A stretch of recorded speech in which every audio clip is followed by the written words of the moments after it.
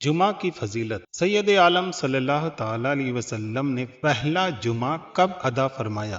صدر الفاضل حضرت علامہ مولانا سید محمد نعیم الدین مراد آبادی علیہ رحمۃ اللہ الہادی فرماتے ہیں، حضور علیہ السلام جب ہجرت کر کے مدینہ طیبہ تشریف لائے تو 12 ربیع الاول 622 ہجری روز دوسمبا یا پیر سری کو چاست کے وقت مقام قباء میں اقامت فرمائی۔ دوسمبا یعنی پیر سری، سہ سمبا یعنی منگل، چہار سمبا یعنی بدھ، پانچ سمبا یعنی جمعرات یہاں قیام فرمایا اور مسجد کی بنیاد رکھی۔ روز جمعہ مدینہ طیبہ کا عزم فرمایا۔ بنی سالم ابن عوف کے وطن وادی میں جمعہ کا وقت آیا، اس جگہ کو لوگوں نے مسجد بنایا۔ سید عالم صلی اللہ تعالی علیہ وسلم نے وہاں جمعہ ادا فرمایا اور خطبہ فرمایا۔ الحمدللہ عز وجل آج بھی اس جگہ پر شاندار مسجد جمعہ قائم ہے اور زائرین حصول برکت کے لیے اس کی زیارت کرتے اور وہاں نوافل ادا کرتے ہیں۔